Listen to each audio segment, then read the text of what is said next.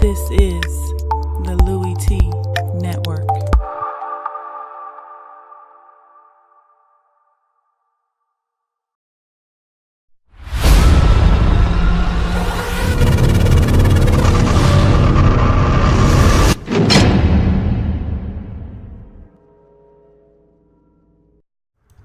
Who else could it be? Me, your man, Louie T. Welcome to lockdown coverage, week number 2 in the National Football League. Arizona Cardinals on the road for the second consecutive week, this time taking on the Indianapolis Colts. Both teams in search of their first win of the season.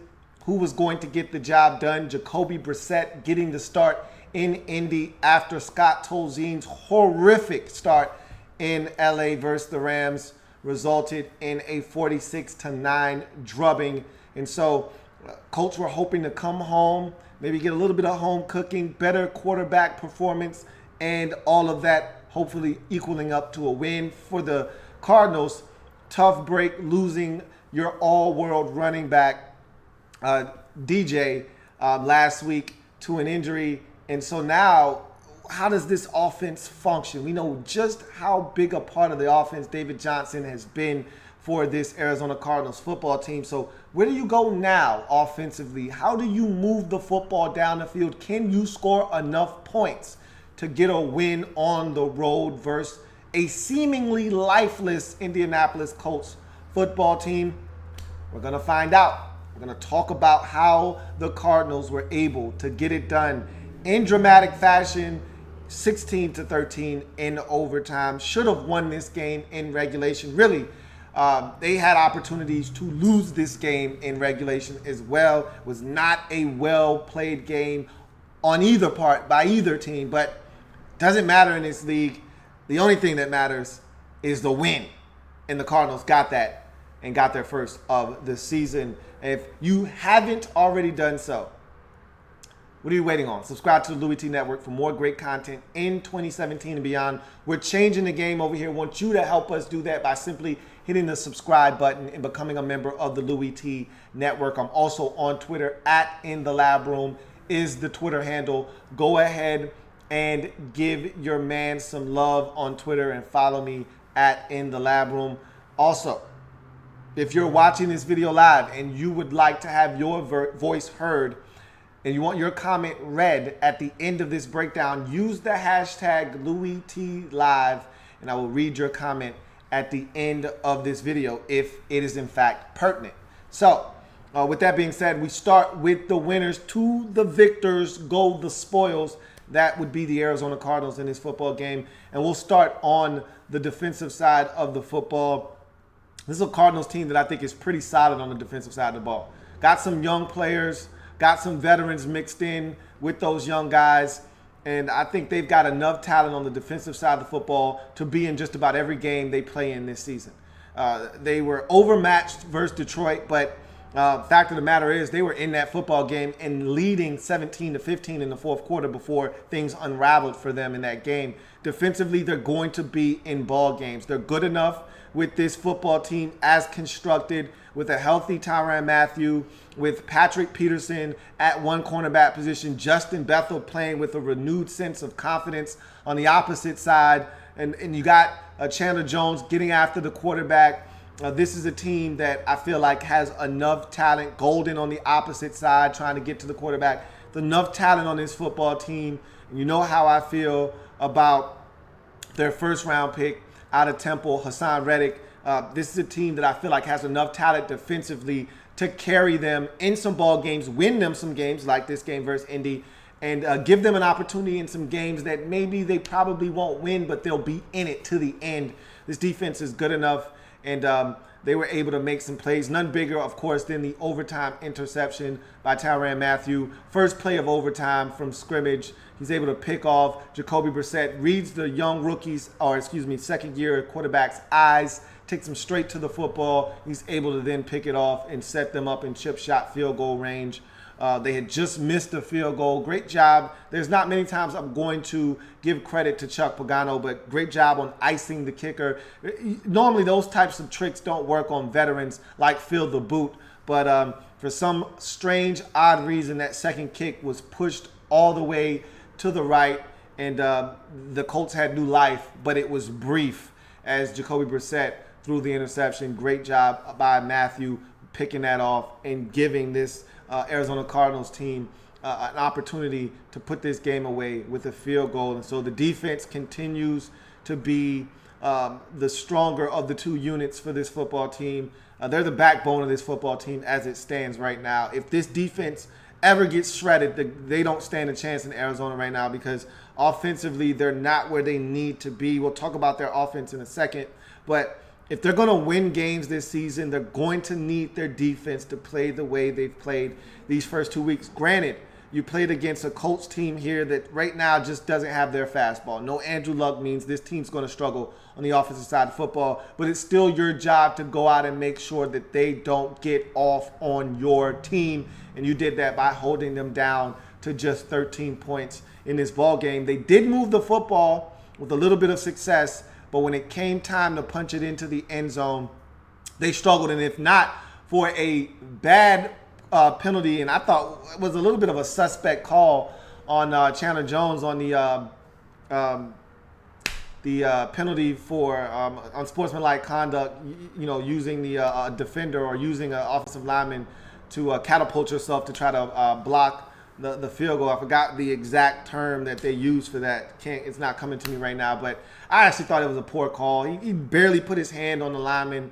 I didn't think that was any kind of leverage that he got from that. But in any event, it is what it is. That 15-yard penalty gave the Colts the opportunity to get their lone touchdown of the game from Frank Gore. I didn't think it was a good call, but can't have those types of mistakes on special teams. And you had the miss by Phil Dawson. The special teams almost cost you this football game when you look at it. And so between the offense not making plays and the defense or the special teams having some mistakes, it almost cost you this ball game. And again, when your offense isn't that hot right now, you need to win 2 out of the 3 phases of the game. Defense, you're going to win that on most afternoons.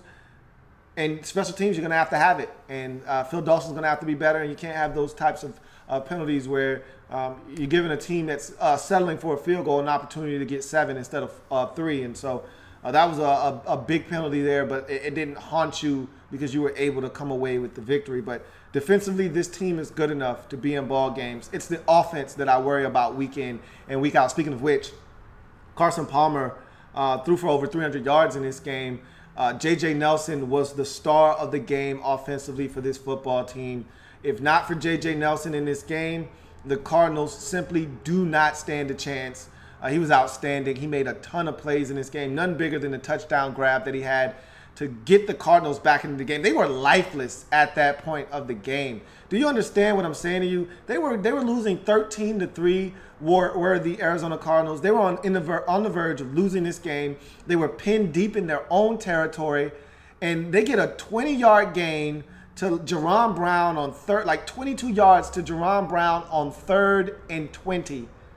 All right, 22 yards and a roughing the passer penalty on Carson Palmer that I thought was a farce. So literally 37 yards on 3rd and 20, and then the very next play, J.J. Nelson over the top on some good defense. I mean, Quincy Wilson couldn't have played it any better. Perfect throw by Palmer. You say what you want about Palmer, and I still think he's a guy that you can't trust on this Cardinals football team. Still throws a hell of a deep ball, one of the prettiest in the league. Put that one on the money. J.J. Nelson went and tracked it, and just like that, bam, they're back in this game at 13-10, just like that. And so that was a huge sequence of events because they were out of this thing at 13-3, and that touchdown gave them the ability to get back into this ball game. And they had opportunities to try to win this thing, and they just simply couldn't get it done.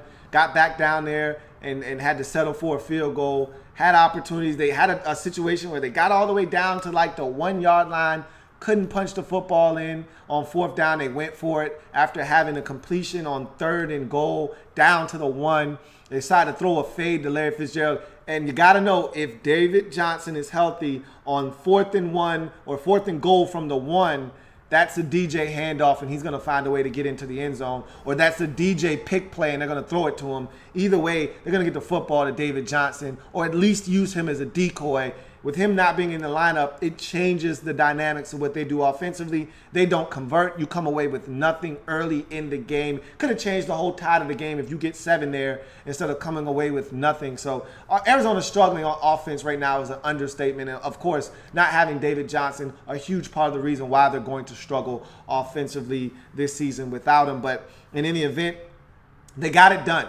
And when they needed big plays to be made, they stepped up and made those big plays throughout this game. Finding Momar with a nice catch down the sideline. He tried his best to drop it, bobbled it 17 times, but came away with it when it was all said and done. And so they're getting contributions from a lot of different guys. Troy Nicholas had a catch in this football game. Of course, Larry Fitzgerald is going to be Larry Fitzgerald. Didn't have his best game, wasn't a huge factor in this game, but like I said, there are a number of receivers. Good to see Chad Williams get involved and get a catch in this game. Jerron Brown is a guy that I've always liked, always thought he was underutilized in this offense, but there are so many guys that you can get the football to. I've always thought the Cardinals had way too many receivers. Now you see John Brown out, and you see all the injuries to this football team, and now you realize that depth was necessary, especially for what Bruce Arians wants to do, which is spread the football around to various targets and not be one-dimensional when it comes to throwing the football. So Chris Johnson, the thought, came in,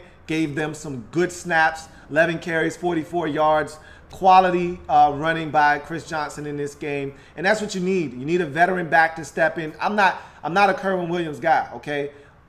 I don't like when they put him in the game. He's fine on punts and all that stuff. I'm not a Kerwin Williams guy, but obviously they like him better than they like Andre Ellington. I don't know the answer to that. Maybe Ellington fumbles too much for them. I don't know the answer to that, but Chris Johnson, I thought, gave them quality snaps at the running back position, and so they were able to get it done. It wasn't pretty, but it was gritty, and it was a dub for their first of the season, 16-13 in overtime. You go to the Colts side of things, and you start with the defense, which I thought was actually pretty good for much of the afternoon. You do give up 300 yards passing to Carson Palmer and some big plays in this football game, a couple of defensive breakdowns, one to finding Momar down the sideline where there's nobody around him and he gets a huge gain. There's an offsides penalty where you give up a deep ball to J.J. Nelson down the sidelines. Then you give up the big ball, the touchdown to J.J. Nelson. But all in all, your young guys are playing well in the secondary. Okay, Matthias Farley, I was impressed with Matthias Farley in the secondary at the safety position. You get an interception from Malik Hooker, your first-round pick out of Ohio State. That was beautiful. All right, you want to see that in the end zone, taking points off the scoreboard nonetheless. Bad decision by Carson Palmer, which is why I don't trust him. Just throwing it up for grabs and double coverage. You can't do that, especially when you're in an opportunity and in a space where you're going to get points, most likely from field the boot, if you can't get into the end zone. Can't have that, but Malik Hooker, right where he needs to be to make a play, following the quarterback's eyes, took him straight to the football. He makes a play. I thought Quincy Wilson, outside of a couple of plays, and yeah, you look at J.J. Nelson's numbers, and a lot of that came on Wilson. I thought he was outstanding in this game. I like Quincy Wilson. He had a chance at an interception on the sidelines. Ball went right through his hands. Gotta have that one. That was one of my knocks on him at Florida, is that I don't think he's a natural hands catcher. I don't think he catches the football all that well. Ball went right through his hands, but nonetheless, I thought Quincy Wilson was where he needed to be. Even on the J.J. Nelson touchdown, I thought he was right there. You can't play it much better. Hand was even in the cookie jar. And you can't defense the perfect pass. You've heard that before. That rings true, especially in that situation. It's a great ball by Palmer and an even better catch by Nelson to secure the catch and get into the end zone. But I thought Wilson was outstanding. I thought they actually got a little bit of pressure on Palmer. They still lack a true pass rusher that gets home on a consistent basis. I'm hoping that the guy they drafted out of Ohio, a guy that I like, Terrell Basham, evolves into that guy. I don't remember seeing him on the field. I don't know if he's hurt or what, but I want to see someone step up in that role and become that guy for this Colts football team. But I saw Jabal Sheard getting pressure. I like that. It seems like Al Woods is making plays each and every single week. Your free agent acquisition from Tennessee. So I like what you're starting to put together on the defensive side of the football. John Simon flashed in this game. He had a sack too. So the defense, I thought it was a quality performance. And had you had Andrew Luck, this would have been an easy win for you here because the defense, I thought, played well enough for you to win this football game. But because, once again, you probably would be at 2-0 right now if you had Andrew Luck. Real talk. You probably would have beat the Rams in week 1. You probably would have beat the Cardinals here. I'm confident, less confident that you win in week 1, more confident that you would have won this game had you had Andrew Luck because Jacoby Brissett, despite the interception, actually played a solid game and had this team in a position to try to win, and they just didn't make enough plays offensively. As we go to the offensive side of the football, I just look at this Colts offense, and despite Andrew Luck being out, why is this offense so anemic? I can't put my finger on it. I didn't think Brissett was that bad in this game. I look at these receivers, and they're not stepping up. Where the hell is T.Y. Hilton when you need him? I know him and Andrew Luck have a special connection, and I get that. But if you're a number 1 wide receiver in this league, no matter who the quarterback is, you're supposed to step up and make plays. That's what a number 1 receiver does. That's the differentiation between a number 1 and a number 2 in this league. The ability to make plays no matter who is guarding you, no matter who is the quarterback, you're going to step up because it's your duty to make sure you make plays for your football team. T.Y. Hilton looks like a bona fide number 2 right now. I didn't see T.Y. Hilton until literally the fourth quarter. He had a grab for a first down, and then he wants to get up and beat his chest. Where the hell you been at, man? Where the hell you been? I put an APB out on your ass in the first half and even in the third quarter for your ass in this game. I put one out for you last week versus the Rams. Where the hell you been at? Getting up, beating your chest like you're doing something. Jack Doyle is leading this team in receiving right now. Where the hell are you, T.Y. Hilton? I feel like Dante Moncrief has regressed since his rookie season, where I thought this guy was going to be a beast out of Ole Miss. Where the hell is Dante Moncrief? I just feel like this Colts entire wide receiving core. Remember when they were beating him up for drafting Dorsett? He's been shipped off to New England. What the hell is this wide receiving core all about? Because right now, I don't see anybody that scares me on this wide receiving core. Obviously, when Andrew Luck comes back, he'll make everyone look 1,000% better. And T.Y. Hilton will go back to his 7 catches for 141 yards and a touchdown or 2. But where the hell is all of that right now? When you really need it, where is it now? And I don't like the play calling. Where's your reverse to T.Y. Hilton? You would have did it if Andrew Luck was in the game. Where's your screen to T.Y. Hilton? You would have done it if Andrew Luck was in the game. Where are the easy completions for these young quarterbacks? These coaches blow my mind by not simplifying the game for these young quarterbacks. I don't get it. I never will. But again, I'm just a professional football watcher. I know nothing. Let's move on to any comments that you guys may have. Colts fall short again, 16-13. Don't do enough offensively. Did enough defensively to win this game. Same can be said for the Cardinals. They do just enough on the offensive side, did plenty to win this game defensively, and they tried to give it away on special teams, but they get it done 16-13. Both teams, the Colts leave this game at 0-2. The Cardinals now 1-1 with a huge showdown on Monday Night Football at home for the first time for the season versus the Dallas Cowboys, a team that is reeling after their spanking on the road versus the Denver Broncos. So that's going to be a big one there in the NFC on Monday Night Football in week number 3. Let's get to some of your comments if there are any comments to be had. See what we got. BE says, pretty no, ugly yes. Was it a win? Yes. 1-1 onto the Cowboys in our home opener. I couldn't agree with you more. BE says, in my preview I did on this game on Saturday, I said we need to get J.J. Nelson the ball. I don't know how deep shots or jet sweeps and look what happens when we do that. Magic. The guy is as fast as you're going to find on the field. He needs to be more involved in this offense. Sometimes I just am in awe at the fact that teams don't understand the personnel that they have and that they need to find ways to get these guys involved. I don't understand. I don't get it. You're the Cincinnati Bengals, and you have John Ross. He's the fastest guy on the field. You're the Carolina Panthers. You got Christian McCaffrey and Curtis Samuel. These are two of the fastest guys on the field, yet you don't find it odd that you can't get these guys the football in space with blockers in front of them. Same thing to be said about T.Y. Hilton. Same thing could be said about J.J. Nelson, even though Nelson has proven that he can catch the football and actually be a true receiving threat, unlike most of those guys outside of Hilton that I named on that list. Still got to try to get these guys the football. And same can be said for J.J. Nelson. I never could understand why this guy isn't touching it more in Arizona. The BE also says our third down defense needs to get better. This BS to allow a third down conversion on third and long. You just got to be better on third. And I can't talk. My Redskins have been, last year, historically bad. They were the worst statistical third down defense in NFL history. So I can relate to bad third down defense.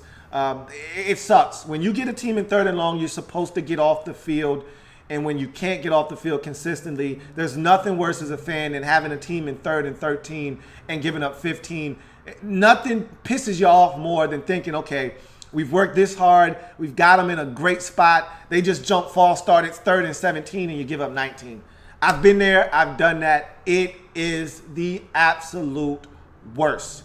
Okay? So I can definitely relate. BE says 3rd and 20 with a little over 8 minutes in the game. We were down 13-3, had a 3.8% chance of winning, and we took that win. No doubt. I said in my breakdown that sequence of events, 3rd and 20, the completion to Jerron Brown for 22, tackle on 15 on a questionable roughing the passer penalty for a gain of 37, which pulls you out of the shadow of your own end zone, and then boom, the next play, J.J. Nelson over the top for a touchdown, and just like that, you're back in the game 13-10, and we got ourselves a ball game, folks. The game literally, if they get a stop there on 3rd and 20, this game is done. You're punting from your own end zone. They're going to get good field position, most likely, and it doesn't even matter what happens there. They could go 3 and out from that point forward, okay? It doesn't matter if they punt the football back to you, pin you back deep in your own territory, and force you to do something you haven't done all day, which is drive the length of the field and punch it into the end zone. You're going to eat up clock trying to do that. They would have probably won this football game, no doubt. I thought that was huge. Enrique Valencia says Quincy Wilson and Hooker balled out. Really impressed by the play. And I mentioned them in the breakdown. I thought both of those guys were very impressive. I thought Wilson, despite giving up some plays, was right there in coverage. Hooker with the interception. I talked about your secondary as a whole. I thought they played extremely well in this football game. And so I thought that a lot of guys stepped up for you in that secondary. I like what I saw from those guys. I like what I saw in general from the defense as a whole. And so the Colts are building some things on that side of the football. But obviously, offensively right now puts you in a bind and behind the 8 ball on most weeks without luck. Enrique Valencia also says, how hot is Chuck's seat right now? Chuck Pagano, that is, head coach of the Indianapolis Colts. I believe his seat is it's warm. I think if this team would have gotten off to this type of start with Andrew Luck at quarterback, his seat would be steaming hot right now. But because the organization understands that it's tough without Andrew Luck. I mean, you had a guy in Jacoby Brissett that you just got literally 2 weeks ago in a trade. It's tough, and he's starting for you. It's tough, and they understand that. Had they come out and gotten their ass whooped in the home opener like they did last week, Chuck's seat would have been extremely hot. It'd have been red hot right now. But I think it's lukewarm right now. It's warm, but it's not to the point where he's in danger of getting canned in the next couple of weeks. I think he's fine right now, but if they can't find a way to win, if they start this season 0-4, Chuck could be in trouble just depending on how those losses look. Enrique Valencia says, should we just sit Luck out for the rest of the year? I'm concerned for his health. He shouldn't play behind this O-line. I don't think they're going to do that, but it just depends on when he's fully healthy. They're adamant. He's not coming back till he's 100% healthy. And I love the fact that they're doing that because this team isn't in a position to win anything anyway. My thing is, by the time he comes back, let's say this team's 1-6 and Luck is ready to go in week 8. Because I believe this team might have a week 8 bye or something like that. So let's say this team is 1-6 and Luck is ready to come back after the bye in week 9. And I don't know when the bye is. I'm guessing. I'm speculating. Why? Why bring Andrew Luck back at that point? I mean, if you want him to get reps, sure, knock yourself out. But unless this division is god-awful and even at 1-6, you're only 2 games out of first place in this division, which I don't think is going to be the case because I think the Titans are going to be good. Why? There's no reason to. So we'll see. It just depends on when Luck is healthy and what the record of this Colts football team is at that point, and what's the proximity of the Colts in terms of record to all the other teams in the division. That's going to determine whether they bring him back this season or not. I think all of those factors are in play. Worst ever says, Bethel has played hurt the last 2 years, looks good this year. Honey Badger needs to step it up. He has been bad in coverage minus the pick in the first 2 games. Bethel has looked good to me. I talked about Justin Bethel and his improved play. He definitely looks the part of a guy that can play opposite of Pat P and stand up to the pressure that comes from opposing quarterbacks targeting the guy opposite of Pat P. So he's played well early on. We'll see if this continues throughout the course of this season.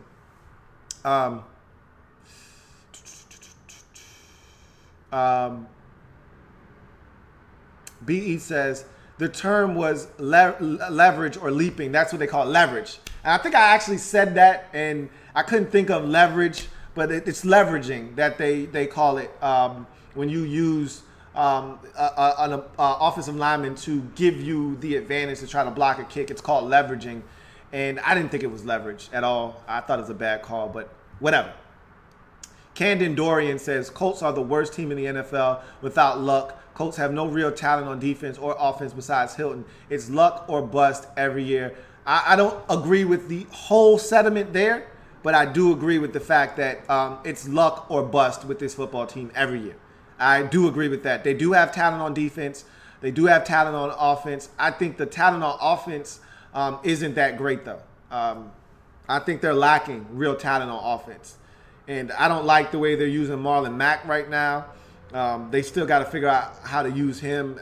Again, I'm going to leave that to the professionals. I'm just a professional football watcher. So, Camden Dorian also says, I think the Colts get Stanford's head coach after this year. He coached Luck in college. We need major changes. That's pretty interesting.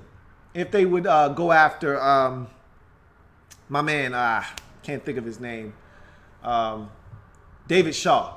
That's interesting because he does the NFL draft for NFL Network. He's in tune to what's going on in the NFL. I think at one time he was an NFL coach. And so, you know what? I think that might be enticing to him.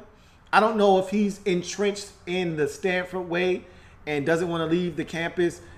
If he's ever been in the NFL, he knows just how much more demanding it is to be an NFL head coach or just an NFL coach in general, because he's never been an NFL head coach. But it's much more demanding than being a college coach. That is for certain. If he's ready to take on those rigors, he'd be interesting because I think that would be someone that the Colts would go after, absolutely. Camden Dorian also says, in the end, the Colts defense looked good because that's how bad Arizona offense is. That could be true. That could be the case. Carson Palmer still went over 300 yards. J.J. Nelson still went over 100 yards receiving.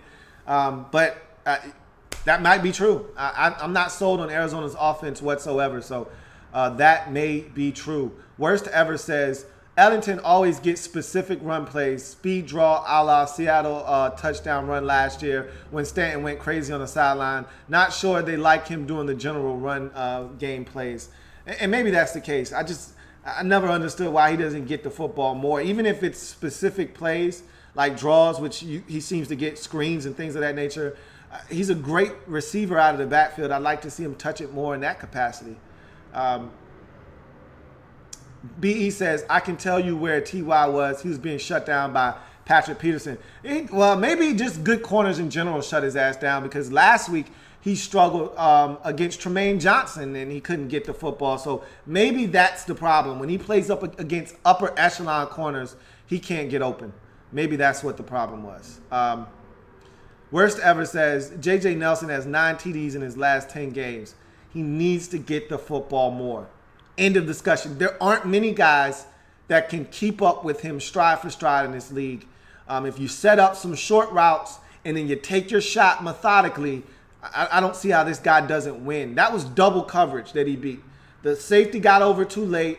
Quincy Wilson was in great position. He still won. I just think the guy needs to see the football more. Simple as that. But in any event, that's going to do it for this breakdown. Colts don't get it done. Fall in overtime to the Arizona Cardinals, 16-13. Cardinals get their first win of the season and now finally get to go home for the first time this year on Monday night versus the Dallas Cowboys. Should be an entertaining contest. Both teams going into that game at 1-1. Meanwhile, for the Colts, they're 0-2. I don't know who they play next, but they need a win, and they need one in the worst way. And so we'll see what happens for them. They could definitely use a Jacksonville on the schedule. They could definitely use a Houston on the schedule right about now. But we'll see what their schedule looks like and who is coming up next for them, as they're now 0-2 on the season and in desperate need of a victory in order to keep their season essentially alive. So we'll see what happens with them. If it happens in the National Football League, whether big or small, we cover it all here on the Louie T Network. Come back and join me as I continue to break down anything and everything in the National Football League. More lockdown coverage to come. We've got a ton of games to look forward to. Let's see what's next on the docket. We've got Bears and Bucks, Eagles and Chiefs, and Dolphins and Chargers on deck, followed by Jets and Raiders and 49ers and Seahawks to wrap up. So a lot of football left to talk about. I'll see you guys a little bit later on. I'm your man, Louie T, signing off. I'll see you next time. Have a good one.